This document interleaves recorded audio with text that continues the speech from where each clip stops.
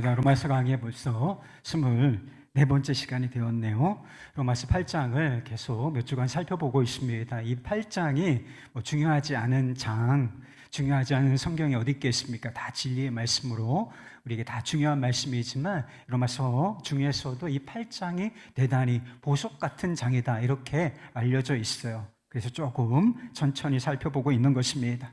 근데 우리가 살펴본 것, 말씀 중에 사도 바울이 우리에게 깨닫게 해주는 진리가 있죠. 우리 자신에 관해서 우리는 성령의 사역으로 말미암아서 지금 놀라운 신분을 갖게 되었다는 것입니다.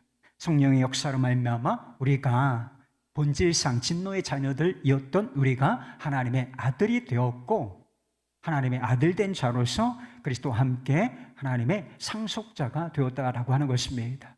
하나님의 상속자, 이 어마어마한 신분을 가졌는데 좀 불편한 사실, 우리가 그리스도를 믿는다면 우리가 받아들여야 할 사실도 있다고 말씀을 드렸어요. 그것은 그리스도와 함께 영광을 받기 위하여 고난도 받아야 할 것이다 라고 하는 진리라고 했습니다. 타락한 세상 속에서 육신을 가지고 살아가는 한 고난은 불가피한 면이 있다는 거예요. 고난 없이 살아갈 수 있는 사람은 사실 없다라고 하는 것입니다. 고난은 어렵고 힘든 것을 말합니다. 고난 자체도 문제지만 또 한 가지 문제가 있는데, 그 고난 앞에 서 있는 우리 자신이 대단히 연약하다라고 하는 것입니다. 우리가 모든 면에서, 육신적으로 뿐만 아니라 모든 면에서 아주 단단하고 강하다면 이런 것들이 온다 할지라도 그것을 잘 다루고 극복할 수 있을지 모르겠습니다. 그러나 진실은 무엇인가? 우리 자신이 연약하다라고 하는 것입니다. 우리 육체도 연약하잖아요. 우리 육체 안에 아직 죄가 있고 죄에 매여 있는 증상들이 있습니다. 그래서 유혹에 쉽게 넘어질 뿐만 아니라 우리가 쉽게 피로하고 또 병균에도 얼마나 취약한지 몰라요. 지금 우리가 다 이렇게 마스크를 쓰고 있지만 그 보이지도 않는 바이러스, 이것 하나가 막 사람들을 흔들어 놓고 이 지구를 다 흔들어 놓고 있지 않습니까? 이게 우리가 질병에 대단히 취약한 몸을 가지고 있다라고 하는 뜻을 의미하는 것이 있지요. 병들고 그리고 늙어가고 그리고 결국은 죽을 수밖에 없는 육체를 가지고 있지 않습니까? 이것이 고난 앞에서 대단히 취약한, 연약한 몸을 가지고 있다는 것입니다. 우리가 이렇게 육신만 연약할 뿐만 아니라 우리가 육체만 가진 존재가 아니라 마음을 가진 존재인데, 여러분 마음이 강하고 담대해요? 우리의 마음도 연약할 때가 너무나 많고, 우리가 믿음의 사람들이라고 하면서도 우리의 믿음이 부족하고 연약할 때도 역시 많이 있다는 것입니다. 세상은 약해지면 안 돼라고 말해요. 약해지면 안 돼. 그래서 약해지지 마, 이런 시도 제가 보았습니다. 약육강식의 세상 속에서, 약육강식이 지배하는 세상 속에서 약해진다. 뭘 의미하는 것인가? 실패와 낙오와 곧 죽음을 의미하기 때문에 약해지지 마. 최소한 약한 척은 하지 마 라고 하는 것입니다. 그러나 저는 오늘 설교의 제목을 연약해도 괜찮다라고 정했습니다. 인생의 온갖 문제와 고난 앞에 있는 우리, 정말 연약해도 괜찮겠습니까? 오늘 본문 말씀이 yes, 그래도 괜찮다라고 대답을 주고 있는 것입니다. 광야와 같은 세상을 살면서 왜 우리가 연약해도 괜찮다라고 하는 것입니까? 제가 그 이유를 3가지를 찾아냈어요. 첫 번째 이유가 우리의 연약함을 도우시는 성령께서 우리와 함께 계시기 때문이라는 것입니다.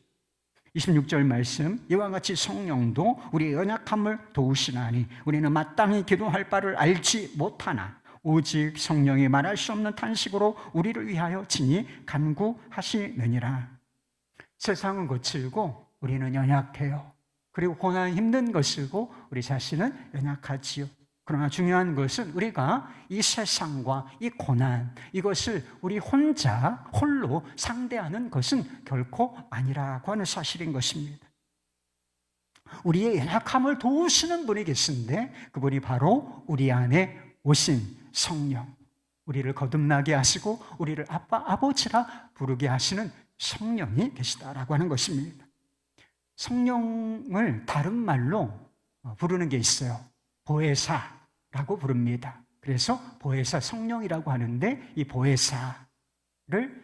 보혜사가 무엇을 의미하는 것인가? 곁에 있으면서 돕는 분, 곁에 있으면서 위로하고 돕는 분이라고 하는 뜻을 가지고 있습니다. 성령께서 우리를 어떻게 도우시는가? 여러 가지로 우리를 도우실 수 있는데 어디 본문 말씀에 보면 특별히 기도의 자리에서, 기도라고 하는 영역에서 우리를 도우신다라고 하는 사실을 우리가 알 수 있는 것입니다. 여러분은 하나님을 아버지라 이렇게 부르십니까? 아버지라. 그것이 성령을 받은 증거 중에 하나라 이렇게 말씀을 드렸습니다. 그렇다면 여러분들은 기도하고 계신가요? 하나님께서 내 아버지가 되신다는 이 사실, 이 믿음이 가장 잘 드러나는 자리가 어디인가? 그것이 바로 기도의 자리라고 하는 것입니다. 하나님께서 내 아버지다라고 하는 믿음이 있어요. 그런데 기도는 안 해요. 그러면 좀 의심해 봐야 돼요. 정말 하나님을 내 아버지라고 믿고 있는 것인가? 내가 하나님의 자녀이고 하나님은 내 아버지이시다. 이 믿음이 분명한 사람은 어떻게 하게 돼 있는가? 기도하게 되어 있다는 것입니다. 하나님의 자녀는 기도하는 사람을 말하는 것입니다. 우리가 평소에도 아버지 하나님과 교제하기 위하여 기도해야 한다면 이 정상이에요, 여러분. 그런데 어렵고 힘든 일이 찾아온다면 어떻겠습니까? 더 기도해야 하는 것이 마땅한 일이 아니겠습니까?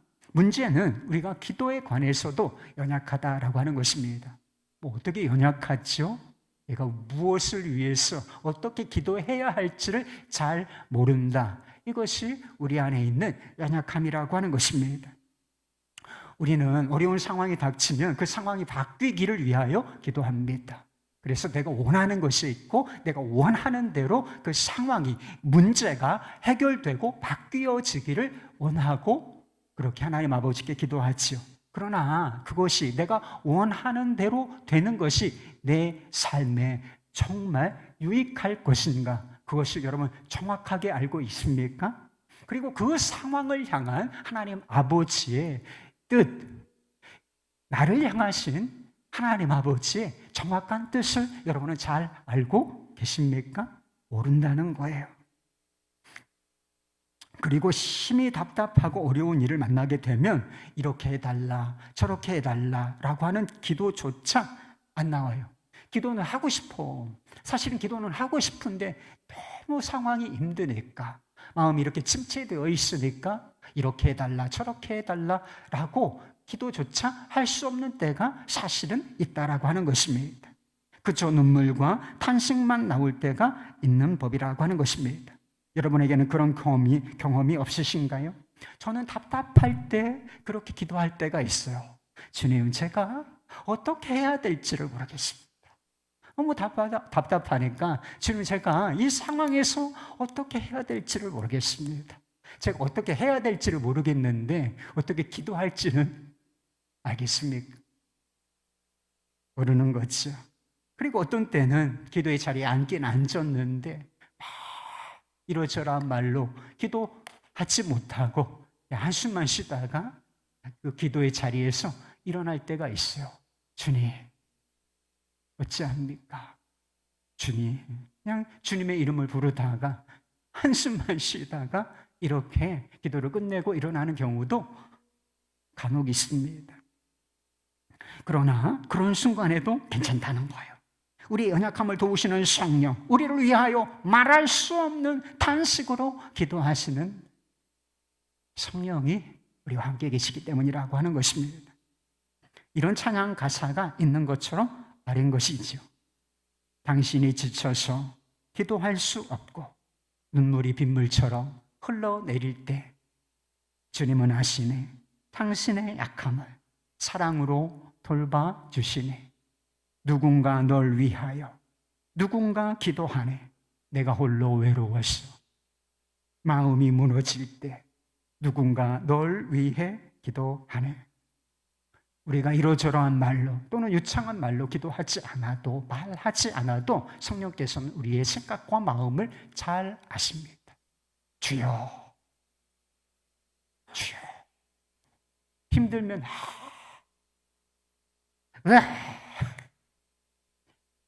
이런 탄식 소리만 나온다 할지라도 우리 안에 계신 성령께서는 그것이 무슨 의미인지를 잘 알아들으신다라고 하는 것입니다. 그리고 답답하고 힘든 상황 속에서 무엇이 우리에게 유익한지, 그리고 그 상황을 향한 하나님의 뜻이 무엇인지 성령께서는 잘 아신다는 것입니다. 그리고 우리를 위하여 하나님의 뜻대로 탄식하시며 우리를 위하여 기도하고 계신다는 것입니다. 창세기 4장 말씀에 보면, 지금 창세기 말씀 묵상 중인데, 창세기 4장 말씀에 보면 셋이라고 하는 사람이 그 아들을 낳고서 이름을 에노스라 지었다고 했습니다. 근데 특이한 것은 그때에 비로소 사람들이 여호와의 이름을 불렀더라, 이런 말씀이 나와요. 그리고 비로소라고 하는 말이 있는 것을 보면 그 전까지는 사람들이 하나님의 이름을 부르지도 않고 찾지도 않고 그분께 예배하지도 않았다라고 할 수가 있는 것이지요. 에노스라고 하는 이름에 비밀이 있어요. 에노스라고 하는 이름은 무슨 뜻인가? 연약한이라는 뜻이에요. 부서지기 쉬운이라는 뜻입니다. 좀 확장해서 해석하면 죽을 수밖에 없는 운명을 갖춘, 이런 뜻을 가지고 있어요. 그러니까 사람들이 그 전까지는 제대로 깨닫지를 못했는데 어떤 상황을 계기로 해서 우리가 너무나 연약하구나, 부서질 수밖에 없고 죽을 수밖에 없는 질그릇 같은 존재이구나 라고 하는 사실을 분명히 깨달았을 때 어떤 반응이 나왔다는 거예요. 비로소 여호와의 이름을 불렀더라, 하나님을 찾고 그분 앞에 나아가 예배하기 시작했다라고 하는 것입니다. 우리는 연약함이 문제라고 생각해요. 그래서 이 연약함 내 속에서 딱 떠나가 버렸으면 좋겠다, 이렇게 생각하지만 진짜 문제는 뭔지 아십니까? 연약하다는 것을 모르는 거예요. 연약함은 하나님을 찾고 그분의 이름을 부르게 되는 은혜의 자리일 수 있다는 것입니다. 우리가 하나님 아버지를 바라보고 기도하고 있다면 그 연약함은 우리 성령의 위로와 도우심을 경험할 수 있는 은혜의 통로가 될 수 있다는 것입니다. 눈물과 깨어짐이 있고, 그리고 그 깨어진 틈으로 하나님의 은혜가 흘러 들어가고 하나님의 사랑을 조금 더 실제적으로 깊이 깨닫고, 그리고 그 사랑 안에서 우리의 마음과 삶이 변화되고, 이런 때는 대개 어떤 때인지 아세요? 고난의 때인 것입니다. 자신의 연약함을 깨닫고 하나님 앞에 나아가 기도할 때라고 하는 것입니다. 왜 이런 역사가 일어나는 것인가? 우리의 연약함을 도우시며 우리를 위하여 하나님의 뜻대로 기도하시는 성령께서 계시기 때문에 이 연약함이 은혜의 자리가 되는 것입니다. 삶의 변화의 자리가 되는 것입니다. 여러분, 하나님을 아버지라고 부르십니까? 그렇다면 어떤 상황 속에서도 기도하기를 포기하지 마시기를 바라요. 기도하기가 좀 어렵고 답답하고 한숨만 나오고 그럴지라도 말입니다. 눈물밖에는 흘릴 것이 없고 탄식밖에는 나오지 않는다 할지라도 기도의 자리에 한번 앉아 보시기를 바랍니다. 바로 그 자리가 함께 하시는 성령님의 위로와 도우심을 입는 자리요, 우리를 향한 하나님 아버지의 거룩하신 뜻, 그 뜻이 이루어지는 자리라 하는 것을 믿으시면서 말인 것입니다. 연약해도 괜찮은 이유가 있어요. 연약해도 괜찮다. 두 번째 이유는 하나님을 사랑하는 사람들에게는 모든 것이 합력하여 선을 이루기 때문이라고 하는 것입니다. 28절 말씀, 성경 말씀 중에 굉장히 유명한 말씀이에요. 우리가 알거니와 하나님을 사랑하는 자, 곧 그의 뜻대로 부르심을 입은 자들에게는 모든 것이 합력하여 선을 이루느니라. 우리가 세상에서 아주 다양한 일을 겪어요. 다 좋은 일만 겪는 건 아니에요. 좋은 일도 겪고, 그리고 나쁜 일도 겪고, 그리고 축복의 때가 있으면 고난의 때도 있는 것입니다. 여러분, 세상에서는 어때요? 세상에서는 좋은 일은 좋은 일이고 나쁜 일은 나쁜 일인 것입니다. 그리고 축복은 축복이고 고난은 고난인 것이죠. 우리 자신에 관해서도 마찬가지. 강함은 강함이고 약함은 약함인 것입니다. 그러나 하나님을 사랑하는 사람들, 곧 그의 뜻대로 부르심을 받은 사람들에게는 이 모든 것이 좋은 것이 된다는 거예요. 복이 된다는 것입니다. 우리의 연약함조차도 강함이 될 수 있다는 것이죠. 항상 기뻐하라. 쉬지 말고 기도하라. 범사에 감사하라고 하는 말씀이 있지 않습니까? 여러분 그렇게 사십니까? 그렇게 살아보세요.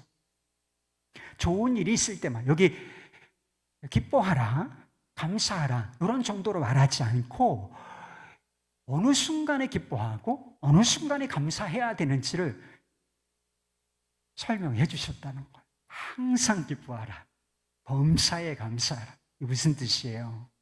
좋고 편안할 때만 기뻐하고 감사할 것이 아니라 좀 힘들고 답답하고 어려운 일이 있을 때라도 그래도 기뻐하고 감사하라. 이렇게 말씀하고 계시는 것이죠. 여러분 기도가 잘 되십니까 요즘? 기도가 잘 되는 경우는 별로 없죠. 사실 기도가 잘 된다면 여러분 하세요. 기도가 잘 되니까 해야죠. 기도가 잘 될 때 안 하면 언제 해요? 기도가 안 되십니까? 여러분 그래도 기도해야 된다는 거예요. 쉬지 말고 기도하라.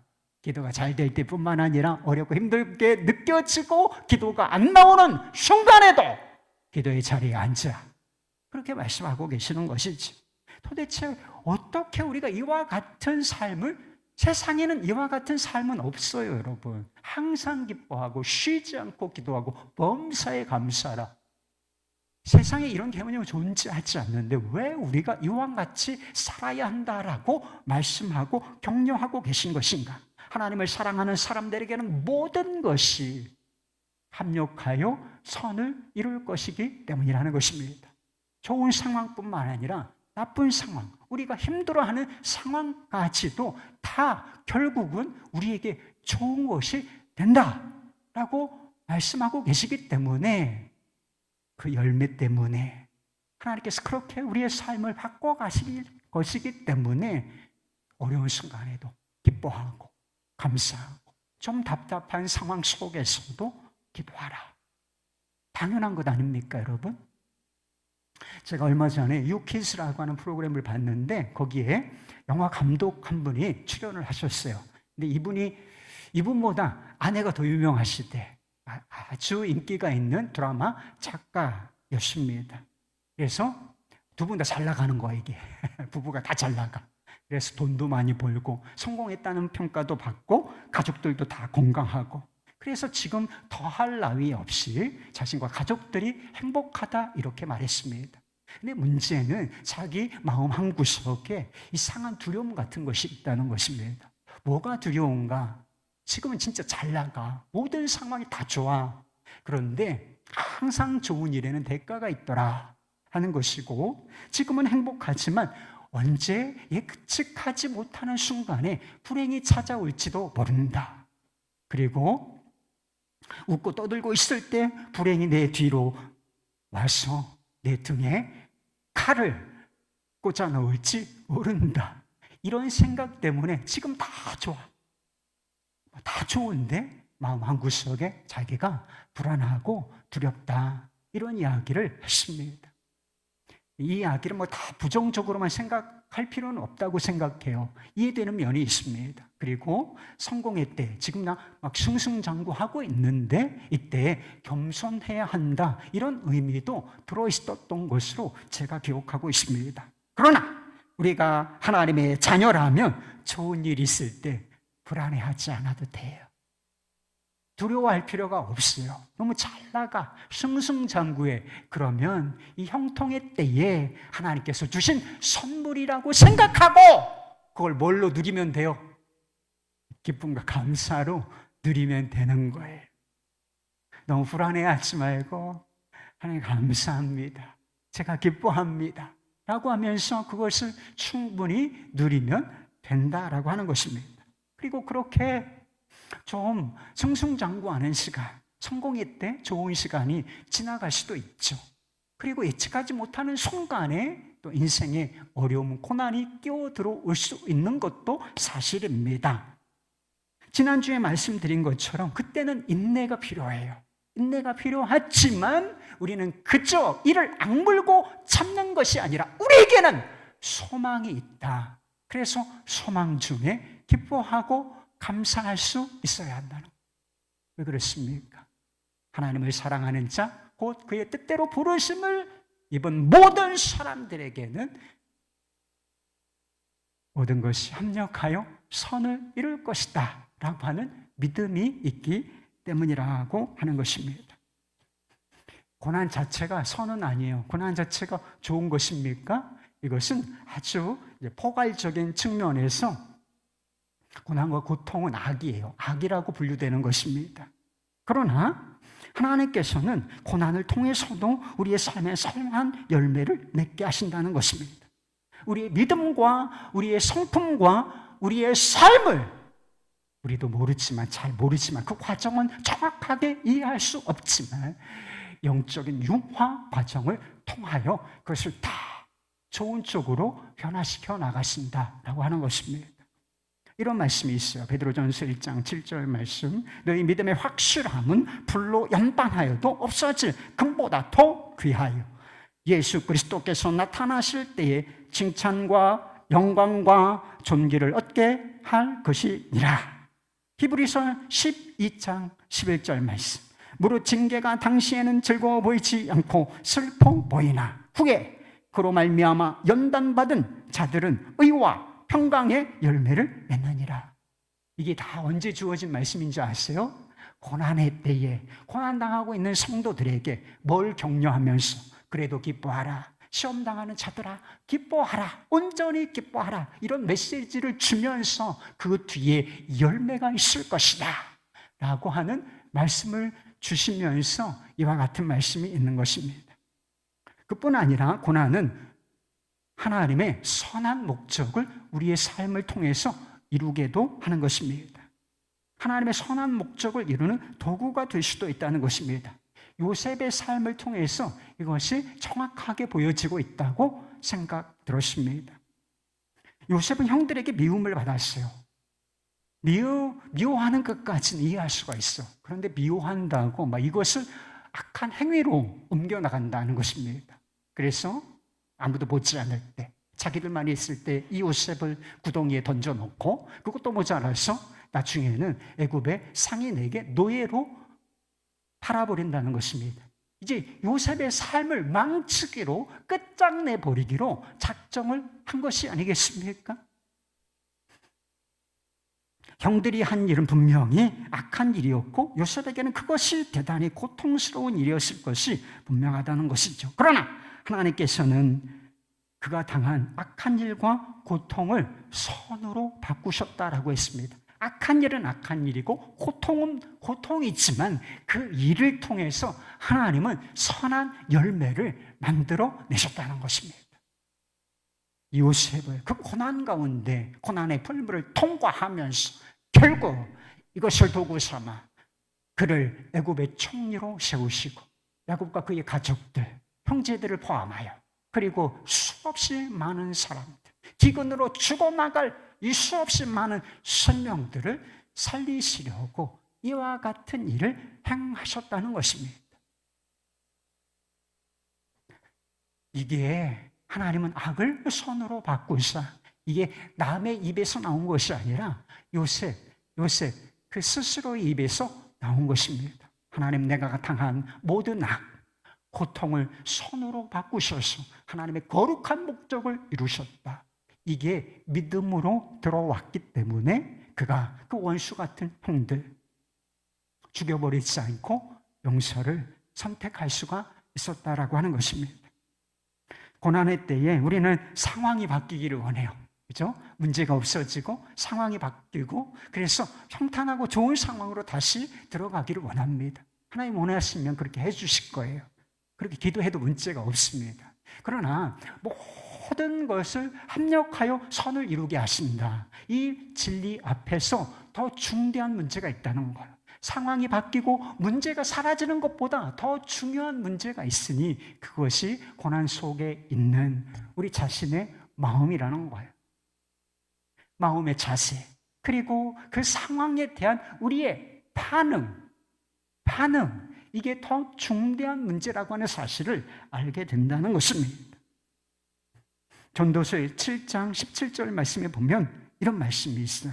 형통한 날에는 기뻐하고, 형통한 날, 일 잘 됩니까? 기뻐하라는 거예요. 공고한 날에는 되돌아보아라. 야고보서 5장 13절 말씀, 너희 중에 고난당하는 자가 있느냐? 그는 기도할 것이요. 즐거워하는 자가 있느냐? 그는 찬송할 것이다. 항상 기뻐하고 쉬지 말고 기도하고 범사에 감사하라. 이게 다 뭘 얘기하는 거예요? 상황의 변화를 이야기하는 것이 아니라 그 상황에 대한 우리의 대처, 우리의 반응, 우리의 태도를 다 이야기하고 있는 것이다 라고 하는 것입니다. 여러분, 형통한 날이 있습니까? 그럼 기뻐하십시오. 그러나 공고한 날이 찾아왔습니까? 그러면 되돌아보라는 거예요. 뭘 되돌아보라는 것인가? 내가 하나님을 신뢰하고 있는지, 내가 하나님을 사랑하고 있는지 되돌아보면 되는 것입니다.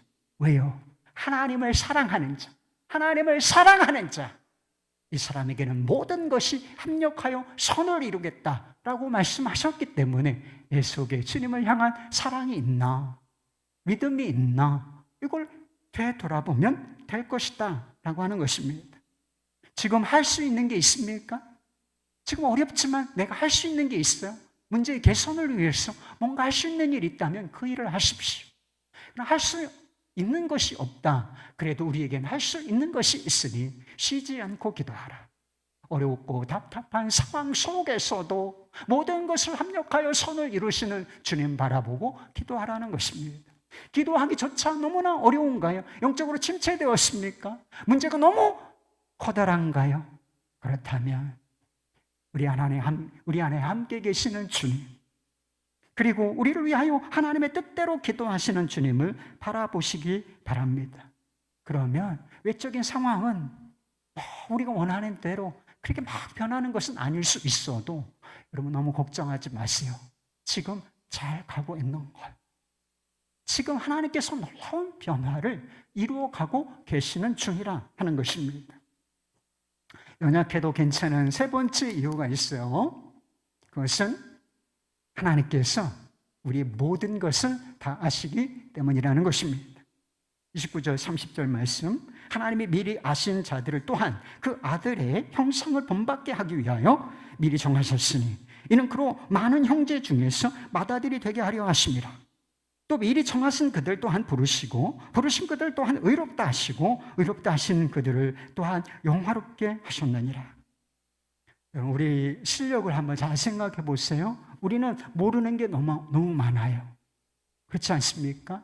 여러분, 우리가 하루에도 수없이 아주 사소한 선택으로부터 중대한 선택까지, 인생에 영향을 미치는 선택까지 수없이 많은 선택의 상황에 놓이는데 무엇을 선택해야 내게 진짜 유익이 될지 여러분 아십니까? 그리고 앞으로 내 삶에 어떤 일이 일어날지 여러분 아세요? 10년 후에 어떤 일이 일어날지 여러분 아십니까? 10년 후가 뭐예요? 내일 무슨 일이 일어날지 여러분 아세요? 모른다는 것이죠. 그리고 내 삶은 언제 끝날지, 그리고 어떤 모양으로 끝날지 여러분 아십니까? 고난의 때가 되면 모르는 게 더 많아져요. 이 고난이 어디서 찾아왔는지, 그리고 이 고난이 언제쯤 끝날지, 그리고 어떤 열매를 맺게 될지 모르는 것 투성이다. 이것이 우리의 연약함인 것입니다. 그러나 우리는 모르지만 이 모든 것을 알고 계시는 분이 계시니 우리의 기도를 들으시는 하나님 아버지는 이 모든 것을 완벽하게 다 알고 계신다는 것입니다. 하나님께서 미리 아신다. 앞부분에 나와요. 하나님께서 미리 아신다라고 하는 말씀이 나옵니다. 미리 아신다라고 하는 것은 우리가 하나님을 알기 전에, 우리가 하나님을 믿기 전에 이런 의미가 있는 것이지요. 그러나 그 정도 수준을 말하는 게 아니에요. 우리가 세상에 존재하기 전에, 그리고 더 나아가서는 이 우주가, 이 세상이 존재하기 전에도 하나님께서는 미리 누구를 아셨다, 나를 아셨다라고 하는 뜻을 가지고 있는 것입니다. 그리고 끝부분에 보면, 30절 끝부분에 보면 영화롭게 하셨다라고 하는 표현이 나와요. 이것은 과거형으로 쓰였지만 사실은 미래에 되어질 일인 것입니다. 종말의 때에 우리가 영화롭게 되어질 것, 모든 면에서 우리가 죄에서 구속함을 받고 영화로운 상태가 될 것을 의미하는 것입니다. 미리 하셨어요. 그리고 종말의 때 우리를 영화롭게 하실 것입니다. 이게 무슨 뜻이냐면, 하나님은 우리를 아시되 시작부터 끝까지, 처음부터 끝까지 우리에 관하여 모든 것을 다 아신다라고 하는 것입니다. 나의 존재를 아시며, 나의 사정을 아시고, 나의 생각과 마음을 아시고, 내가 가야 할 길을 아시며, 그리고 내 삶의 시작과 끝을 완벽하게 알고 계신다는 것입니다.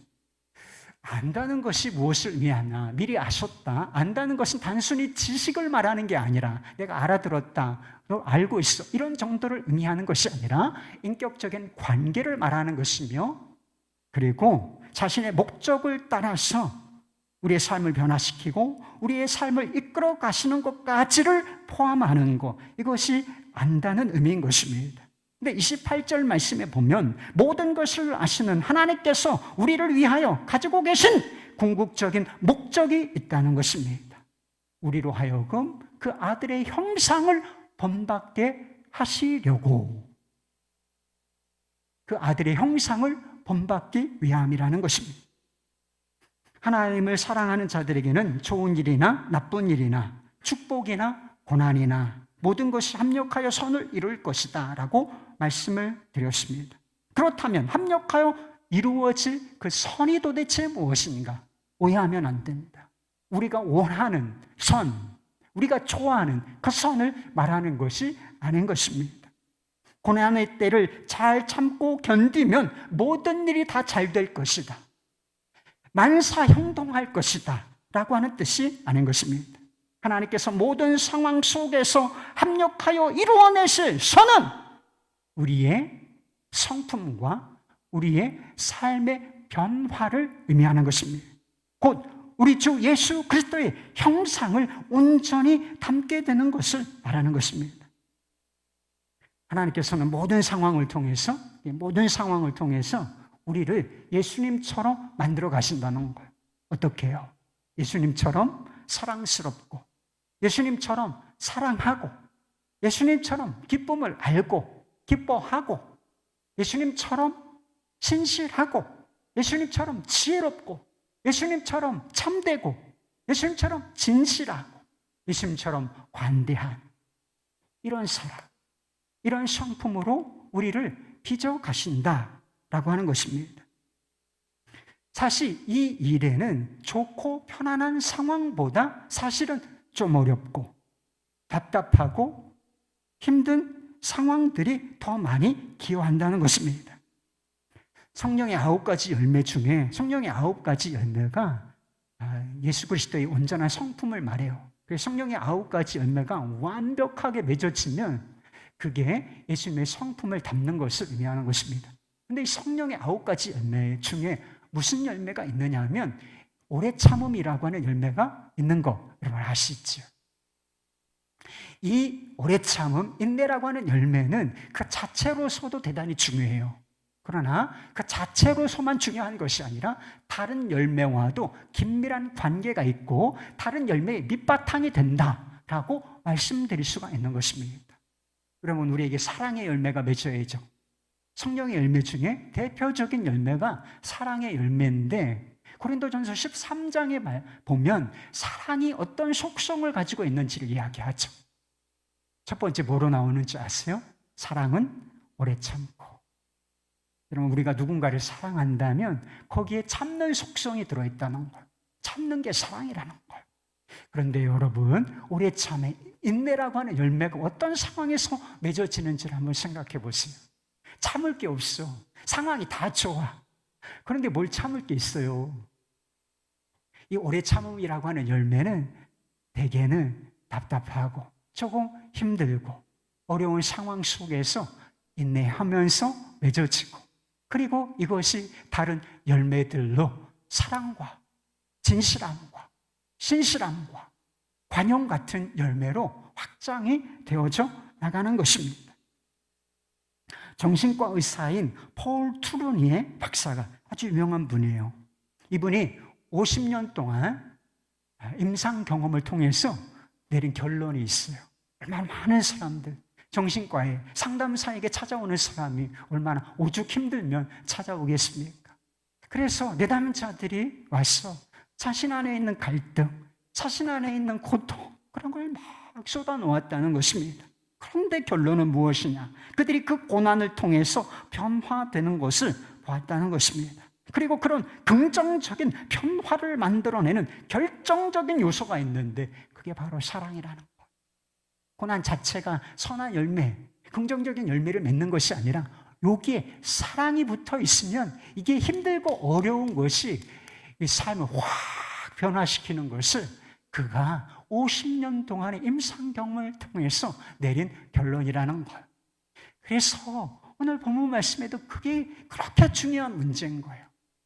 모든 것이 합력하여 선을 이룬다고 했지만 조건이 있는 것입니다. 하나님을 사랑하는 자, 곧 그의 뜻대로 부르심을 받은 자. 우편에서 이 사랑만 의미하는 것이 아니라 하나님께서 미리 아신다 라고 하셨잖아요. 미리 아신다라고 하는 것에는 사랑도 포함이 되어 있는 거예요. 우리를 향한 하나님의 사랑, 하나님을 향한 우리의 사랑, 그리고 형제 자매의 사랑, 이런 것들이 고난을 만났을 때 그것을 고난으로 우리를 망하게 하지 않고 선한 열매들, 우리의 삶을, 성품을 변화시켜 나간다 하는 것입니다. 여러분은 예수님의 형상을 좀 닮으셨어요? 여러분 성품을 보면, 언행 심사를 보면 좀 주님을 닮은 모습이 좀 있습니까? 에이, 저를 보아도 형편 없어요. 예수님을 닮은 모습보다는 사실 예수 성품을 닮은 모습이 아직도 너무나 많습니다. 그러나 우리가 하나님을 정말 아버지라고 부르고 있다면 너무 염려하실 건 없어요. 지금 우리는 부족하지만, 연약하지만 성령의 역사로 말미암아 예수 그리스도의 성품, 그 형상을 닮아가고 있는 중이며, 그리고 언젠가는 이 일이 우리 안에서 완성될 때가 올 것이라 하기 때문인 것입니다. 우리가 존재하기 전부터 우리를 미리 아시는 하나님께서 그리스도의 형상, 그분의 성품을 담도록 정하셨고, 그것을 위하여 우리를 부르셨고, 우리에게 믿음을 선물로 주시고, 그 믿음을 통하여 우리를 의롭다 하시고, 그리고 의롭다 하신 우리를 모든 상황 속에서 변화시켜 나가시며 마침내 그리스도께서 강림하실 때에 우리를 온전히 영화롭게 하실 것이기 때문인 것입니다. 우리가 연약할지라도 우리의 어떠함에 상관없이 이 일은 반드시 이루어지고 말 것입니다. 그래서 사도 바울이 빌립보서 1장 6절에서 확신에 차서 이렇게 선포할 수 있었던 것입니다. 너희 안에서 착한 일을 시작하시니가 그리스도 예수의 날까지 이루실 줄을 우리는 확신하노라. 할렐루야. 찰스 스탠리 목사님이 이 본문 말씀을 짧게 요약을 해주셨어요. 우리가 붙들어야 할 메시지가 뭐냐? 이런 거래요. 당신의 고난이 하나님의 벌이라고 추측하지 말라. 고난이 지나가면 하나님이 당신에게 더 큰 기쁨을 주실 것을 기대하라. 주님이 당신을 버리셨다고 생각하지 말라. 당신의 두려움과 의심을 고백하고 그분께 그것을 헤치고 나갈 힘을 달라고 요청하라. 하나님으로부터 거부당했다거나 버림받았다고 생각하지 말라. 당신의 기도가 하나님께 전달되지 않는다고 결코 생각하지 말라. 어떻게 기도해야 할지 모를 때도 계속 기도하라. 당신이 고난이 포기해도 된다는 허락이라고 추측하지 말라. 주님이 당신의 연약함을 통해서 그분의 능력을 증대시키실 것을 믿으라. 이렇게 요약을 해주셨어요. 사랑하는 여러분, 너무 강해지려고 할 필요가 없어요. 너무 강해지려고 할 필요가 없다. 연약해도 괜찮습니다. 연약함을 도우시는 성령께서 계시기 때문인 것입니다. 연약해도 괜찮습니다. 모든 것을, 우리의 전부를 알고 계시는 하나님 아버지께서 계시기 때문인 것입니다. 연약해도 괜찮습니다. 모든 것이 합력하여 선을 이룰 것이기 때문인 것입니다. 연약해도 괜찮습니다. 우리에게 주님을 향한 믿음만 있다면, 연약해도 괜찮습니다. 우리 안에 주님을 향한 사랑만 있다면, 연약해도 괜찮습니다. 우리가 지금 기도하고 있다면, 연약해도 괜찮습니다. 마침내 우리를 그리스도의 성품을 닮은 차로 세우실 주님만 함께 계신다면, 항상 기뻐하고 쉬지 않고 기도하고 범사에 감사하는 이 믿음으로 어떤 상황 속에서든지 주님과 함께 동행하실 수 있기를 우리 주 예수 그리스도의 이름으로 축원합니다. 할렐루야!